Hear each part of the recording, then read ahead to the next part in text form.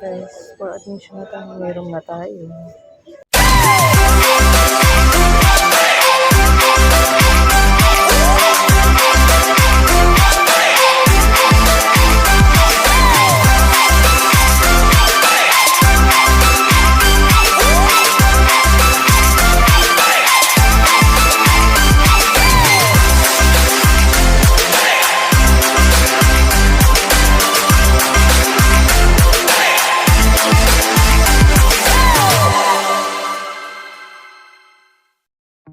Hi guys! For today's video, papunta nga po ako ngayon sa hospital at bago ko nga sa inyo ikwento kung bakit nga ako pupunta sa hospital, ikikwento ko muna sa inyo kung ano yung mga ganap bago ako magpunta sa hospital.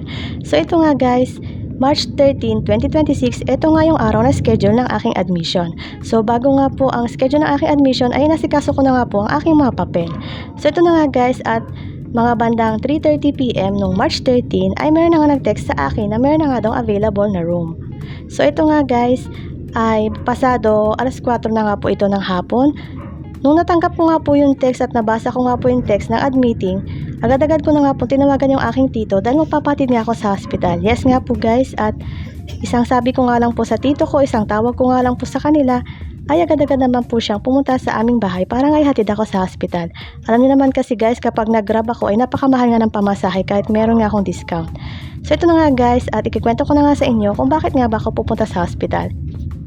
So ito nga guys, ay for admission nga po tayo ngayon dahil meron nga pong gagawing procedure sa akin bukas.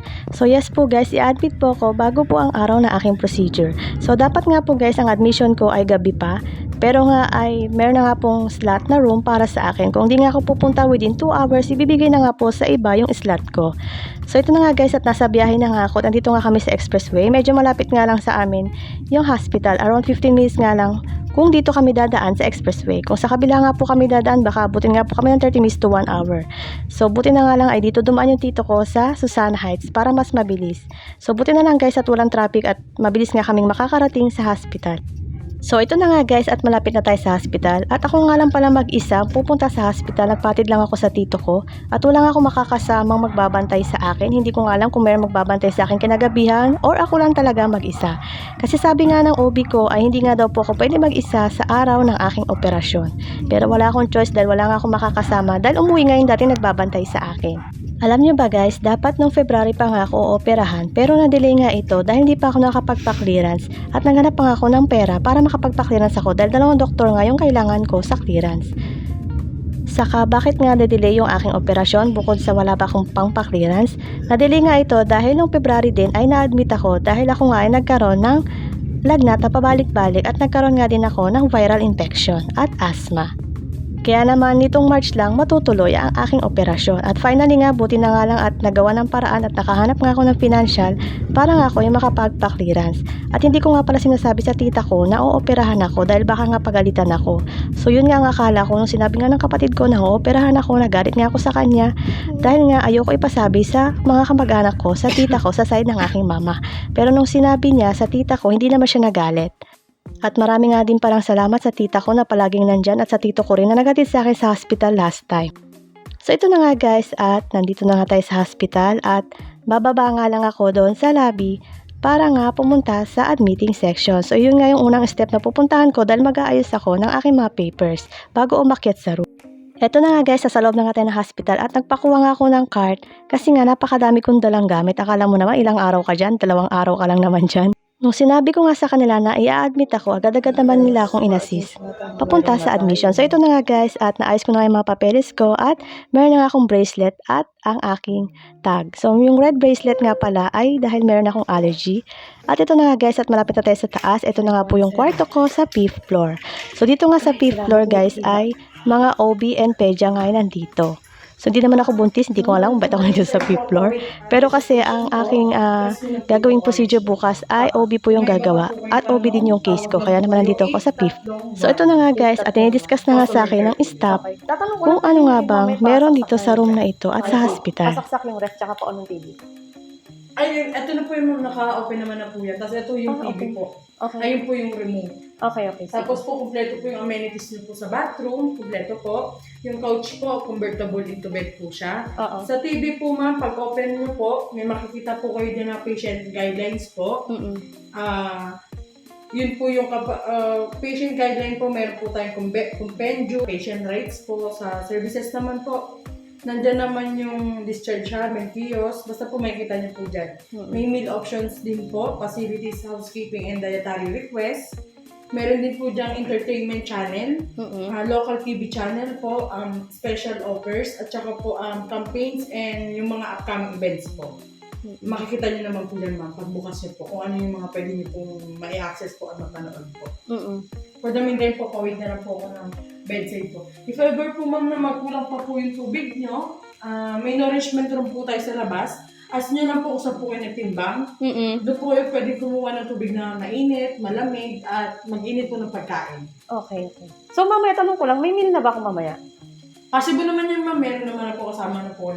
Tapos ito ma'am, mga switch po ng aircon po natin, pati sa ilaw po. Yan, ito po, pipilitin nila po dyan. Okay. Tapos ito po, ayan ma'am, pwede niyo po siyang yung QR code ma'am, basahin na lang po ito. May tanong pa po ma'am? Wala na. Sige po. Thank you. Sabay po. Okay na yung things ko. Nasa labas pa natin iba. Okay na? Okay na po. Okay. Okay. Thank you. A few moments later. Hi guys. So, for admission na tayo guys. Nandito tayo sa room natin. So, ayan. Kasi meron akong operation bukas. So, kakakit ko lang ng room. So, itutur ko kayo maya-maya dito sa room. Kung saan ako naka-admit. Ayan. So, wait lang guys. So, ayan guys yung mga things ko. Ayan guys. Muna ako guys ha. So, guys, itutur ko na kayo dito sa room ko. So, let's go. Ayan, syempre, dito yung pinto. Ayan, so dito, pagpasok nyo, meron kayong curtain. Ayan, for privacy. Ayan. So, dito, yung mga switches, ng ilaw, ng aircon. Ayan, yun yung board. Ayan, meron din dito no. Ayan, relo. Ayan, dito merong couch. Ayan, yung drawer. Ayan, may telepono, may pang-BP. Ano-ano, ayan. Ayan, yung ilaw. Siyempre, ito yung bed ko. Ayan. So, ito yung table. Siyempre, meron dyang TV. And then, dito, ayan, salamin. So, nandiyan yung aking water. Ayan. Ito yung kanilang ref. Ref po yan. Diyan, cabinet. So, ayan siya. So, ayan. Yung kanilang ref. Wala pang laman.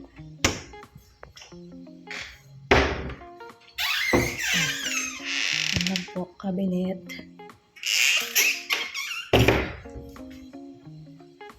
Ayan. So, ayan pala guys yung mga pillows ko. Hindi pa yung naaayos. So, ayan, chair ulit. Chair ulit. Ayan, lagay ng dextrose. Ayan, window. Pupunta doon. So, ayan, makikita niyo yung view dyan. Next. Siyempre guys, dito ang ating CR. Ayan. Pasok nyo.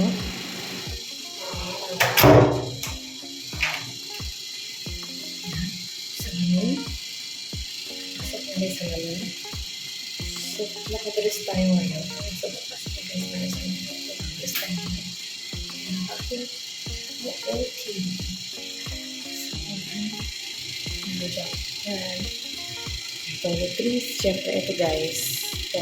Pwede nyo iuwi ang mga yan. Except ito. Ayan, may sink. Malinis. May bowl. Tapos may switch ng ilaw. Ito. Ayan, switch. Ito. May flash. Ito naman tayo sa shower. Ayan. As you can see. Ayan. Shower. How to use it, may glitter. Ayan na siya kaliit guys. Medyo lupit na yung mga rooms na yun. Ayan. Ayan siya guys. Ayan, meron dito pang emergency, pipindutin nyo lang siya. Hindi ko na alam kung nasaan. Bas na tayo.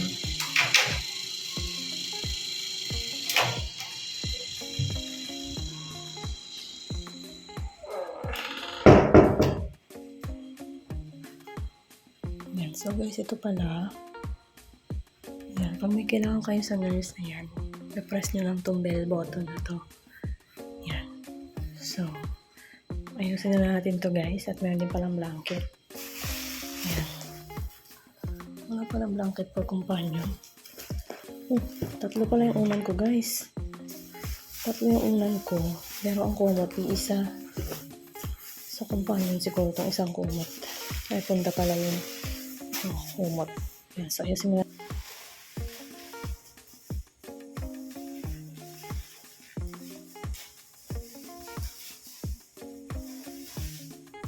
Housekeeping muna ang atake natin yan.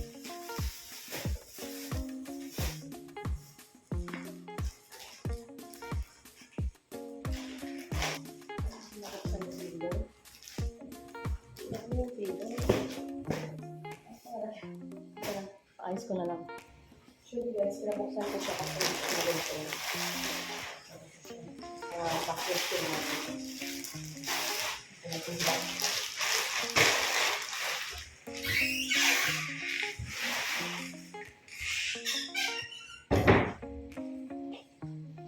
Wala pala tayong bracelet. Yung red for allergy. Then yung white. Yung tag ko. Para ng aking identification. Para natin.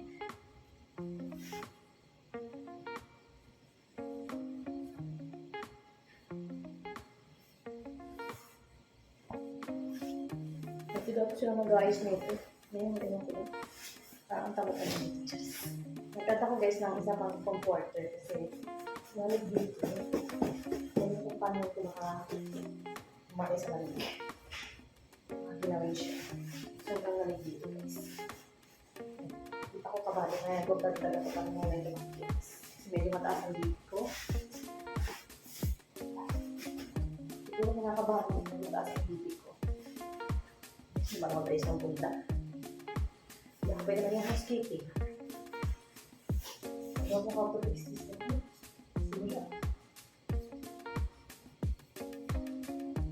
Mataas ko. Tama naman pa. At tatlo ko may progress pa.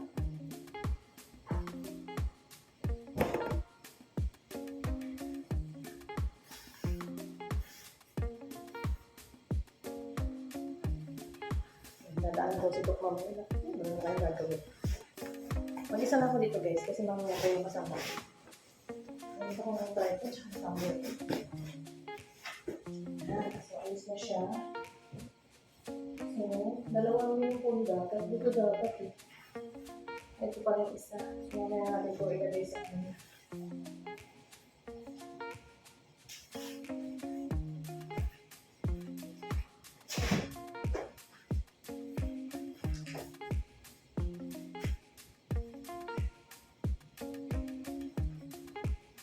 So, ito yung comforter ko.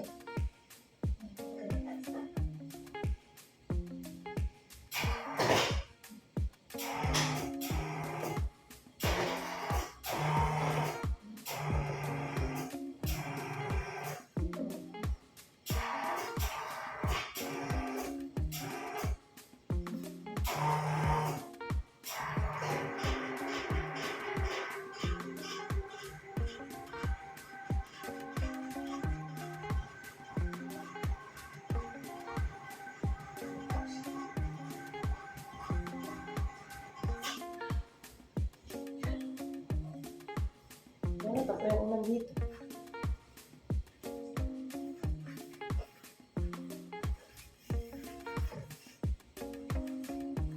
Ayan guys, so naayos ko na yung aking mga gamit. So nandun na siya sa cabinet ngayon. Ayan, so yung TV mamaya, ito, i-on natin para naman tayo mag-board. Kasi nakaka-board pa mag-isa. Tapos ayan, mamaya may pagkain daw ako dahil ayusin ko na yung mga dapat ayusin dito. Ayan guys, papahinga muna ako. See you later. Update ko kayo bukas. A few moments later. Yan guys, kakain ako. Yan. May soup. Meron din ito. Meron din fruit. Orange. Yan. The next day. Hi guys, good morning. Time check is 5:30 a.m. So ayan, nakaligo na ako, nakaayos na ako kasi nagyan tayo ng swero. So base na tayo ng gown. Update ko kayo later. So ayan guys, tapos na tayo maligo. Ay, nakapag-ayos na tayo. So ngayon nakagaw na tayo. Ayan, so waiting na ako sa nurse kasi nakailang susok na dyan. Dalawa. Nandito. Ayan, may isa. So mamaya, maglalagay sila ulit ng IV. So sana makuha na. Kasi pang-apat ko na mamaya. Pero hindi pa ako nalalagyan ng swero. Ayan, kasi wala pang na-insert na heplock. Ayan, waiting lang tayo. See you later.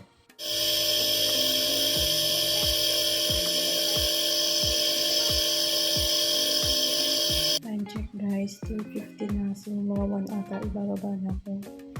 Ayan, so good luck sa akin. Sana makayanan ko yung operation and yung successful. Diyos ko Lord. Sana makayanan ko kung haraos na.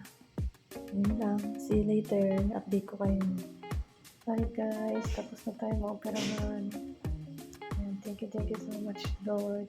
At successful operation ko nung pinabayaan.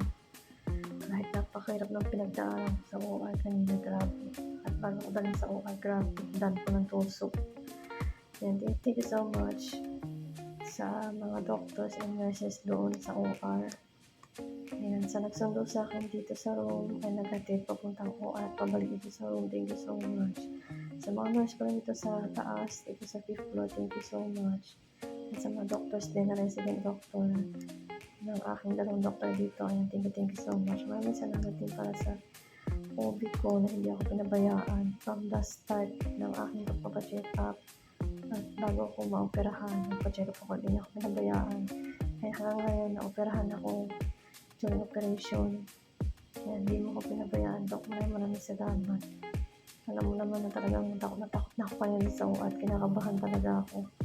And thank you so much kahit na hindi ako nakatulog. The whole time mga surgery. Ayan, nakita ko lahat kung ano yung ginawa at nangyari. Ayan, busy na ako talaga pero okay lang. Basta nakaya ko yung turok sa spine at saka yung mga turok ko sa IV.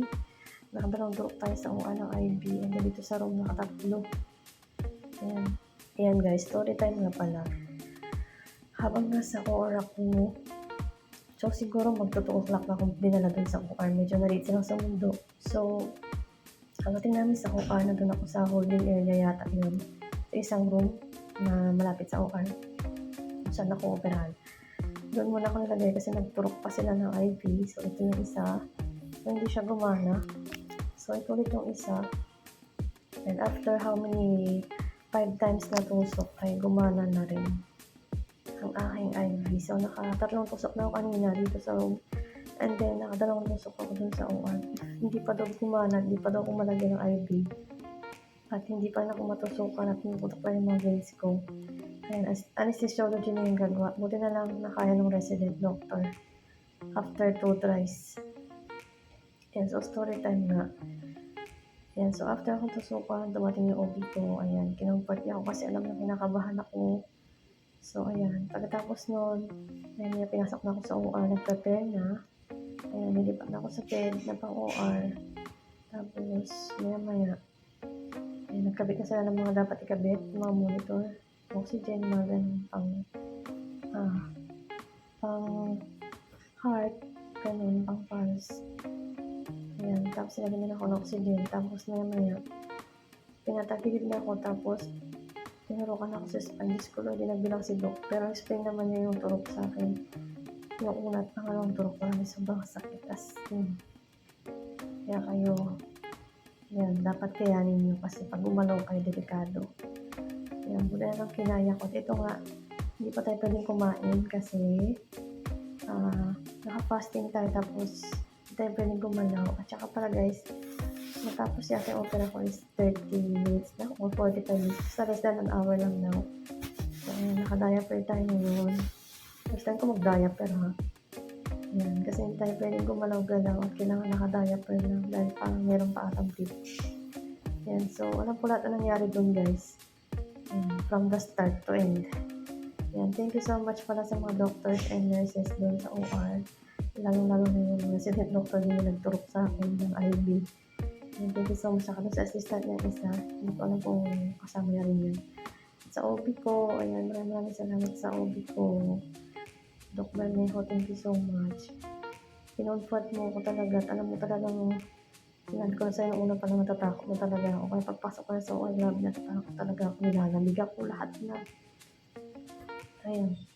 At finally nga, successful ang operation ko. Successful yung turok ko spine. Grabe, sobrang sakit.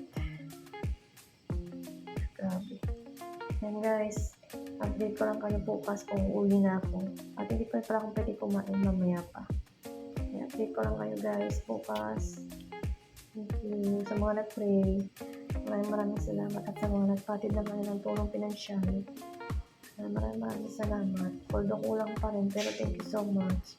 Hindi ko na kayo papanggitin isa-isa. And thank you so much. Thank you so much sa inyong lahat. I hope maging okay na po ako. And balik galak ng person. And thank you so much sa mga nag-pray sa akin. Thank you so much. God bless. Bye. The next day. Hi guys! So, ayan. Discharge na tayo. And inaantay ko lang yung magbabayad kasi mayroong babayaran dito. Ayan. So, maraming salamat. Thank you Lord. At finally, discharge na tayo. Sa bahay na ako magpapagaling. And thank you so much din pala kay Lord at hindi ako pinabayaan sa mga doctors ko. Sa mga nurses dito. Ayan, thank you so much. Hindi rin ako pinabayaan. Lalo na sa OP ko. Maraming salamat. Thank you talaga sa iyo, Doc. Ayan. Thank you pala sa lahat ng mga nag-pray para sa akin. Ayan, sa mga tumulong financially, hindi ko na kayo babagitin isa-isa. And sa family ko and relatives ko. Ayan, thank you so much. At ayan, thank you so much guys. Sana gumaling na tayo ng tuluyan. Bye!